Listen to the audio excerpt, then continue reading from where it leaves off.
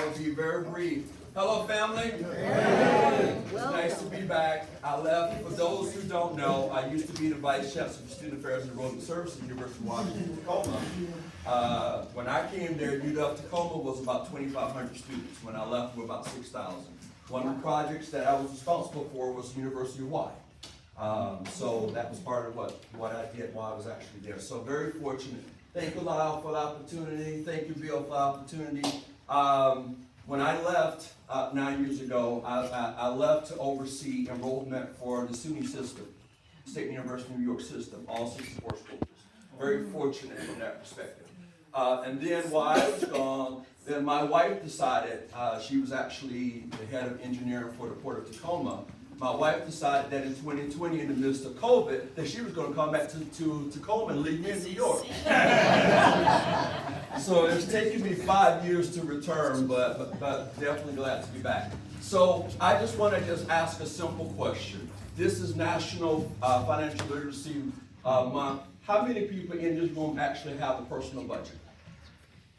Okay. How many people actually share their personal budget with their family? Yes. So let me tell you why I say this. There was a study recently just done that 86% of African Americans who completed studies could not tell you who their great-grandparent is or was. And they said, why? The primary reason was because their parents and grandparents and great-grandparents didn't leave them anything. So we don't tell our history, because oftentimes our history is in giving to that inheritance and that lineage.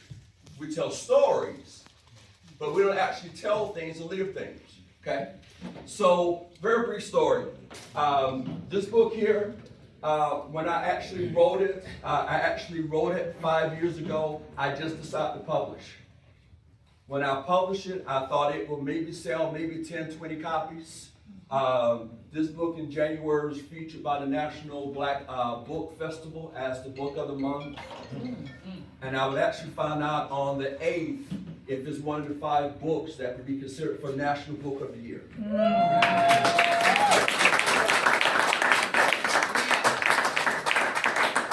Also, and this is how Mr. Dickens actually saw me, 2 weeks ago, I got notification by the International Book Impact Award, who's kind of equivalent to the book versions of the Emmy, that my book is one of the 5 finalists for International Book of the Year. All right. So, no, it's okay. People get you. I'm gonna have somebody look up 1 Timothy 5:8 for you. She looked at me and she says, "You're the oldest."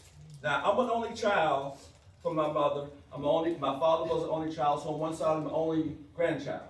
Other side I'm the oldest, okay? My grandma looked at me and says, "Your responsibility to make sure all of them graduate college." Okay? She says, "It's your responsibility to take care of 1 Timothy 5:8. She was a spiritual woman. Now, I wasn't quite biblically ready at that point in time.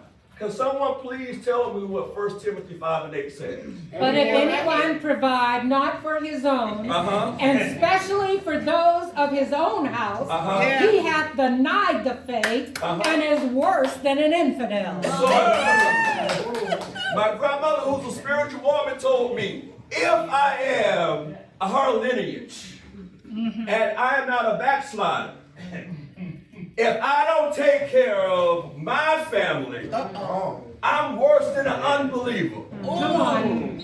Now imagine that on a 21-year-old. I learned at that point in time I had some learning to do. Yes. Remember, at this point in time, I wasn't financial literate. Financial literacy requires 2 things. It requires for you to have financial knowledge, and most importantly, it requires for you to apply the knowledge.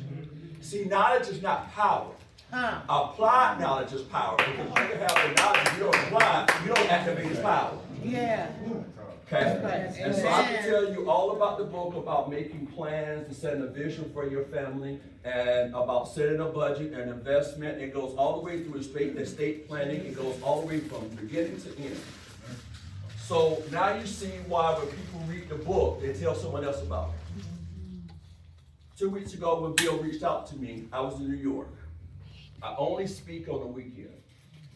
The last 4 weekends, I've been in New York, I've been in Providence, I've been in Hartford, been in Boston, been in San Antonio, and I've been missing one, Atlanta. I limit my presentations to 200. I don't want you to think about just you. That's right. Because you say I'm too old. My grandmother wasn't too old. She had a vision. You should have a vision. That's right. Because if you're a spiritual person, Proverbs also tells us that we should leave an inheritance for our kids' kids. Yeah. Yes. That's the way my grandmother thought. So when you think about the fact that you have a New York Times bestseller in this community who's giving you information, that for my presentations, if you don't pay $2,500, you don't get in the door. You get it for free. That's what my wife said. You doing what? How much they paying you? I said, no, these are my people. And for family, you do whatever needs to be done because they need the information.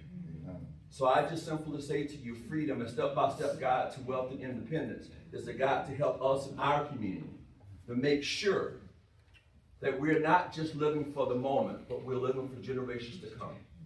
And that's the most important thing, because in this time, as our representative would tell us, we got to be prepared for the known and the unknown, because we don't know what this administration may do next. But I can faithfully know that the one thing they can't take from us is our knowledge and our information and our degrees. May y'all be blessed.